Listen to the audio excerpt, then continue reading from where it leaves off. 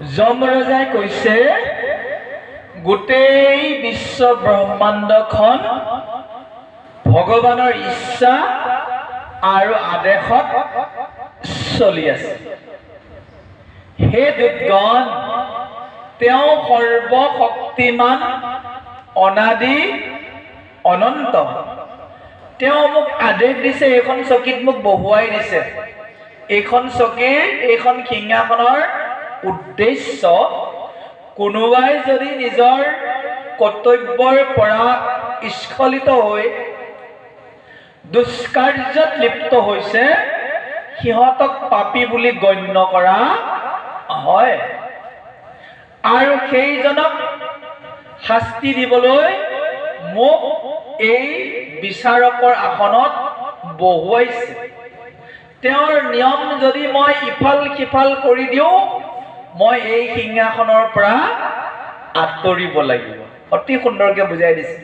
কৈছে কৃষ্ণে সেই ঈশ্বৰ চৰাচৰ জগতৰ, যাৰ আজ্ঞা পালি ব্ৰহ্মা ইন্দ্ৰ মহেশ্বৰ, যেন নাক বিন্ধি বলধিক আছে চান্দি, যাৰ বেদ বাক্যত জগত ভৈলা বন্দী। এটা গৰু বা এটা খঙাল মহ যেতিয়া নাকি লগাই দিয়া যায়, সি যিমান উৎপাত নকৰক নাকিত টানি দিলে সি বশ্য হৈ যায়। আমি সকলোবোৰ কোনোবা এটা ৰিমটৰ আণ্ডাৰত চলি আছো, গম পাইছে? আমি মাটিৰ পুতলা নিচিনা। শাস্ত্ৰত লিখিছে পুতলা নাচ। পুতলাবিলাকৰ হাতত কি থাকে? কিছুমান জৰি থাকে। ওপৰত থকা মানুহজনে যেতিয়া আঙুলিবোৰ ইফাল সিফাল কৰি থাকিব, পুতলাটোৱে নাচি থাকে। আমিও এক অদৃশ্য শক্তিৰ মায়াৰ জৰিৰে বন্ধনত পৰি নাচি আছো। পুত্ৰ ভাৰ্যাকে শৰীৰটোকে আচল বুলি ভাবে। আচলতে শৰীৰটো এটা চোলাৰ নিচিনা। আমি কিমানবাৰ এই চোলা সলাইছো হিচাপ নাই। আমি বহুতবাৰ শৰীৰ পাইছো। পঞ্চভৌতিক দেহ, গোটেই চৰাচৰৰ দেহবোৰেই হৈছে পঞ্চভৌতিক। কিমানবাৰ পাইছো হিচাপ নাই। কিন্তু এইবাৰ আটাইতকৈ ভাল শৰীৰটো পাইছো, যিটোত কৃষ্ণৰ গুণানুকীৰ্তন কৰিব পাৰি, যিটোৰ শৰীৰৰ জৰিয়তে আমি হৰিৰ নাম উচ্চাৰণ কৰিব পাৰো, অতি উপযুক্ত। তাকে কৈছে যে হে যমদূতগণ, তোমালোকে নাজানা কাৰণে মোকে ঈশ্বৰ বুলি ভাবিছা। আচলতে সেইজন কৃষ্ণৰ, মই এজন দাস। কিংকৰ লিখিছে নজানিখে মোক তোৰা বুলখ ঈশ্বৰ, মোৰ জাত অধিকাৰ শুনিও কিংকৰ। মোৰ ক'ত ক'ত দায়িত্ব দিছে জানানে? পৃথিৱীত যিমানবোৰ জীৱ জন্তু আছে, কাৰো ওপৰত মোৰ অধিকাৰ নাই। যমে কৈ আছে। মোক এবাৰ প্ৰশ্ন কৰিছিল এজন ভক্তই, এই যে অজামিলক লৈ গ'ল, এই যে পাপী খোপাক লৈ গ'ল, এই ছাগলী গৰু খোপা যে মৰে, যমদূত আহেনে নাহে? মোক প্ৰশ্ন কৰিছে। জয় কৃষ্ণ। এই বাক্যষাৰ ইয়াত আছে কাৰণে আমি উত্তৰ দিব পাৰিছিলো। ইয়াত কি লিখিছে? সংসাৰত আছে জীৱ জন্তু যত মানে, নকৰো সবাকে শাস্তি জানা বিদ্যমানে। হে দূতগণ, ইমানবোৰ জীৱ জন্তু আছে, সিহঁতে মৰিলে মই আনিব লগা নাই। সিহঁত এটা ধুনীয়াকে কম্পিউটাৰত ছেটিং হৈ আছে যে ছাগলীটো মৰিব, তাক বলি দিয়া মানুহটোক মাৰি কি অমুকটো জীৱন পাব। সেইবিলাক চব লিপিবদ্ধ হৈ আছে। প্ৰথমতে কি হ'ব? গছ গছনি হ'ব। যিমান প্ৰজাতি আছিলে 20 লাখ প্ৰজাতি আছে। গছ গছনি হৈ হৈ শেষ। তাৰ পৰা আপুনি এবাৰ সৰীসৃপলৈ যাব, বুকুৰে বগাই যোৱা। তাত আপুনি 9 লাখ বাৰ থাকিব লাগিব। 9 লাখ বাৰ শেষ হ'ল অট'মেটিক। সেইটো আৰু জীৱটো আনিবলগীয়া কথা নাই আৰু। তাৰপিছতে কি সোমাই গ'ল? জলজম, পানীৰ তলত মাছ কাছ। 9 লাখ বাৰ, 20 যোগ 9 যোগ 9, 38 লাখ হৈ গ'ল। তেনেকে গৈ গৈ 10 লাখ বাৰ কি আকৌ পক্ষীকুলত সোমাই গ'ল। চৰাই গ'ল 10 লাখ, 48 গ'ল। আকৌ 30 লাখ বাৰ কিহত সোমাই গ'ল? পশু পক্ষীত সোমাই গ'ল। 30 লাখ বাৰ গৰু ম'হ ঘোঁৰা জন্তু ইত্যাদি। 48 যোগ 30, 78 গুচি গ'ল। এইদৰে গৈ 4 লক্ষ বানৰ প্ৰজাতিত গ'ল। 2 লক্ষ অৰ্ধ মানৱত গ'ল। 84 আহি মানুহ। মানুহৰ আকৌ সকলোতে মোৰ হাত নাই বুলিছে। চব মানুহকে মই আনিব নোৱাৰো। যিকেইজন পাপী তাকেহে আনিব পাৰো। জয় জয় কৃষ্ণ মানুহৰ মাজত ভাগ কৰিছে যমৰজাই পাপী পুণ্যৱন্ত ভক্ত তিনিটা পাৰ্ট এটা লিখিছে চাব প্ৰভুজনে পঢ়ি গৈছে মনুষ্য লোকত যিটো পাতকী নিষ্ফল তাকেহে যাতনা ভুঞ্জাই কৰো দণ্ড ফল যদি আপুনি পাপী নহয় আপুনি যমক ভয় কৰা অৰ্থই নাই জয় কৃষ্ণ আপুনি চুৰ কৰিলেহে পুলিচৰ ভয় আছে কথাটো বুজি পাইছে কিন্তু কেতিয়াবা কোনো সমস্যা যদি চুৰে চুৰ কৰা বস্তুখিনি আপোনাৰ যদি মহলত পেলাই থৈ যায় তেতিয়া কি কৰিব জয় কৃষ্ণ আৰু ভয়ংকৰ শাস্ত্ৰত লিখা আছে এইটো কথা ঠিক আছে পুলিচে এজনে আপোনাক ধৰি লৈ গ'ল আপোনাক একো নাপালে খচকে কোনোবা এটা আহি ইফালে এটা আপোনাৰ মোনাটোতে সোমোৱাই দিলে এই আছো আজি পাৰিব হয়নে নহয় সমস্যা আছে কলিযুক্তি কিন্তু ভয়ংকৰ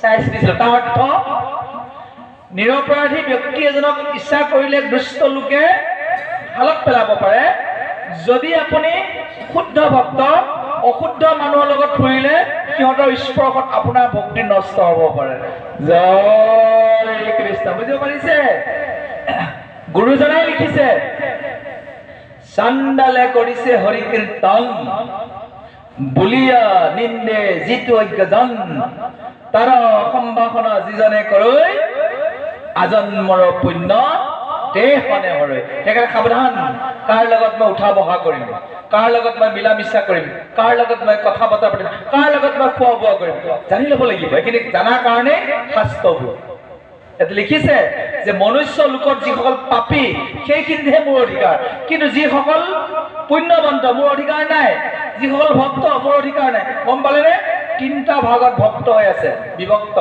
পাপী পুণ্যৱন্ত ভক্তিমান পুণ্যৱন্তজনৰ ওচৰতো যমৰ অধিকাৰ নাই আৰু ভক্তজনৰ ওচৰতো অধিকাৰ নাই কেৱল পাপীজনৰহে কৈছে অধিকাৰ পাতকী জনত মাত্ৰ মোৰ অধিকাৰ কৃষ্ণৰ কিংকৰ মই জানো খাৰে খাৰ এতিয়া আজামিলৰ কথালৈ আহি যাবগৈ নাম লোৱাৰ লগে লগে যে সি পুণ্যৱন্ত হৈ গ'ল আমি পাই যাম লিখা আছে শাস্ত্ৰত হৰিৰ নাম লয় মাত্ৰ কৰিতে উচিত যজ্ঞৰ পাত্ৰ ইমান পাৱাৰফুল ভগৱানৰ নাম এবাৰ কোনোবাই যদি যাই কৃষ্ণ কৈ দিলে তাৰ জীৱনৰ সমস্ত পাপ ধ্বংস হৈ গ'ল ইমান পাৱাৰফুল সেই একেটাই কৃষ্ণৰ সহস্ৰ নামৰ শত নামৰ এটা লৈছিল নাৰায়ণ নাম লৈছিল ক'বগৈ অতি সুন্দৰভাৱে আপোনালোকে নিজকে অনুভৱ কৰক যে আপোনালোক ভক্তিৰ লাইনত সোমাই গ'ল কাৰণ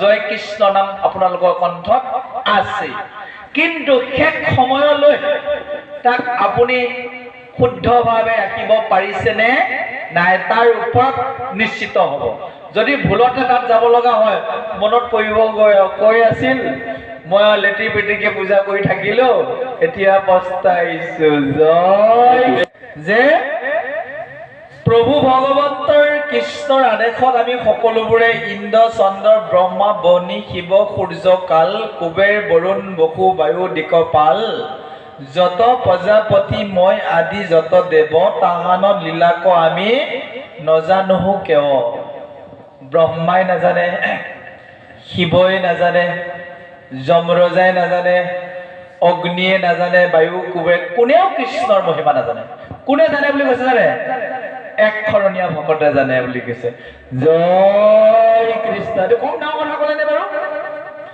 আপোনালোকে বাক্যকেইটা পঢ়ি চাব প্ৰভুজনে পঢ়ি গৈছে কৈছে মহাঋষি হবু যাৰ মায়াই মোহিত নজানন্ত ঈশ্বৰ কৃষ্ণত যাৰ চিত্ত কাৰণ তেওঁলোকে ঈশ্বৰ কৃষ্ণকো সেৱা কৰিছে আনকো সেৱা কৰিছে তেওঁলোক একত থাকিব পৰা নাই তেওঁ কৃষ্ণৰ মহিমা নাজানে নাম ল'ব লাগে লাগে সমাজত যাব লাগে গৈছে কৰি আছে কিন্তু নাম ইমান ডাঙৰ মহত্ব কৃষ্ণ ইমান ঐশ্বৰ্য বিভূতিৰে পৰিপূৰ্ণ কোনে জানে উল্লেখ কৰিছে তাংক জানিবাকো পাৰে আন কোনো নৰে এক শৰণীয়া ভকত পৰে যিজন একশৰণীয়া ভকত কৃষ্ণৰ বাহিৰে যিজনে কাকো চিত্ত দিয়া নাই তেওঁ কৃষ্ণৰ মহিমা জানে লীলা জানে তেওঁ নিজা শক্তিৰে প্ৰভু ভগৱন্তৰ ঐশ্বৰ্য বিভূতিসমূহ দৰ্শন কৰিবলৈ সক্ষম হয় অতি সুন্দৰভাৱে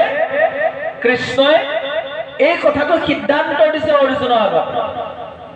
হে অৰ্জুন, তুমি যদি একান্ত শৰণে মোৰ ওচৰত সমস্ত কামবোৰ কৰা, অকল মোকে পূজা কৰা, মোৰ নামহে লোৱা, মই প্ৰতিজ্ঞা কৰিছো তুমি ইহ জন্মতো মোক জানিবা, পৰ জন্মত মোৰ ওচৰ পাবাগৈ। সদা মাত্ৰ দিয়া মত মন, মোৰ নাম লোৱা সৰ্বক্ষণ, মোকে মাত্ৰ পূজা মোকে কৰা নমস্কাৰ। তোমাত কহিলো সত্যবাণী, পাইবা মোক তুমি মহামানী, তুমি সুহৃদ সখী আমাৰ। একখৰণীয়া ভকতৰ কথা ক'লে। এতিয়া আপোনালোকে একখৰণলৈ গৈছে নে নাই নিজে নিজেহে গম পাব, মই নাজানো, মই কিন্তু নিজে একখৰণীয়া। জয় কৃষ্ণ। মই কৃষ্ণৰ বাহিৰে একো বুজি নাপাওঁ। মই জানো কৃষ্ণই কৈছে, হে ৰাম নহি যেন আমাৰ ভকতিবে বিচাৰ, নকৰিবা সেৱা তুমি আন দেৱ তাৰ। হে ৰাম অনেকে কত হুয়া কৰি হৰি ৰব, কৰাইবা আমাক মহা যাত্ৰা উৎসৱ। কৃষ্ণে কৈছে নহি যেন আমাৰ ভকতি বেভিচাৰ, আন দেৱ সখী সেৱা নকৰিবা। তুমি সিদ্ধান্ত দিছে, তুমি কাৰোবাক যদি সেৱাটো জনাইছা, মোৰ ভক্তিত বেভিচাৰ হলেই। ধুনীয়াকে আপুনি গাখীৰ এক টেকেলি বনাইছে, মানে ভকতক খুৱাম, 5 লিটাৰ ভাল দৈ আনিছে, এক টোপাল যদি কেৰাচিন পৰি যায়, পাৰিব আপুনি খুৱাবলৈ? ঠাই দিন পৰিলেতো দিগদাৰে আছে, আৰু ভকতে ভকতক লৈ যাব। ঠিক সেইদৰে বহুত দুখ লগা, তাৰমানে কৃষ্ণক জানিবলৈ, কৃষ্ণক আপুনি সাক্ষাৎ কৰিবলৈ, সেই যদি গোটেইবোৰ এৰি এক হ'ব নোৱাৰে, আপুনি নাম ল'ব পাৰিব, নামে ক্ৰিয়া কৰিব, কিন্তু ইহ জন্মত দৰ্শন আৰু প্ৰভু ভগৱন্তৰ ওচৰলৈ গমনতো কেতিয়াবা বাধা আহি যায়। বহু ব্যক্তিক তেনেকুৱা কিছুমান কাহিনী দেখা যায়, ভয় লাগে, তেওঁ বৈকুণ্ঠলৈ গ'ল নে নাই ভাবিবলৈ ভয় লাগে। গোটেই জীৱন কৃষ্ণ সেৱা কৰিল, যাব পাৰিলে, ক'ৰবাত তেওঁ স্পীড ব্ৰেকাৰ হৈ গ'ল নেকি, সমস্যা আছে। তাতে লিখিছে, কৈছে জন্মে জন্মে কৰি আছে পাপৰ পৰ্বত, হিয়াত থাকন্তে যিটো নুহিকে বেকত। আপুনি যদি প্ৰত্যেক দিনা পাপেই কৰি আছে, তে ভগৱান কেনেকে বাৰু আপোনাক দৰ্শন দিব কওকচোন? ঠিক আছে, আপোনাৰ ঘৰত এটা জাবৰ থোৱা বাচন আছে, হয়নে? তাৰ তলতে বৰ ধুনীয়া বস্তু এটা পৰি আছিল, সোণৰ লাডু এটা। আপুনি যদি সদায় যাব পেলাই আছে, কেতিয়াবা দেখা পাব নে সোণৰ টুকুৰাটো? আপুনি খাওঁতে পাপ কৰিছে, চিন্তা কৰোঁতে পাপ কৰিছে, সেৱা কৰোঁতে পাপ কৰিছে, পাপ কৰি আছে। ইয়াত থাকিও ভগৱানে আপোনাক দেখা দিব নোৱাৰে, কিন্তু আপুনি পাপ কৰাই নাই। জন্মে জন্মে আৰাধি আছে মহাহৰি, তাহাৰ মুখত নাম আহে হৰ হৰি। সিদ্ধান্ত দিছে, সেইকাৰণে পাপৰ পৰা আঁতৰি থাকিবলৈ এক শৰণৰ কথা সোমাই আছে। কৈছে যি পূৰ্ব জনমৰ যিটো জন পুণ্যবন্ত, মায়াক তৰিলে কিন্তু পুৰুষ মহন্ত। মায়াক তৰি যাব পাৰি, মায়াটোৱে কেতিয়াও আপোনাক আগুৰি নধৰে, যদি আপুনি পূৰ্ব জন্মৰ পৰা সাধন কৰি আহিছে আৰু ইহ জন্মত আপুনি যদি শুদ্ধভাৱে ভক্তি ৰাস্তাত আগবাঢ়িছে। শিশিৰজনে ধৰে কৃষ্ণ চৰণত চাপি, এহিহে প্ৰকাৰে চিনি পুণ্যবন্ত পাপী। হেৰ' দুৰ্গত। এতিয়া চাব, অজামিলে অকল নাৰায়ণক মাতিছে, কোনো দেৱতাক তাতে যোগ কৰা নাই। বুজিব পাৰিছেনে? এই যে অকল ভগৱানৰ এটা নামক মাতি আছে, সেইকাৰণে শুদ্ধ হৈ গৈছে।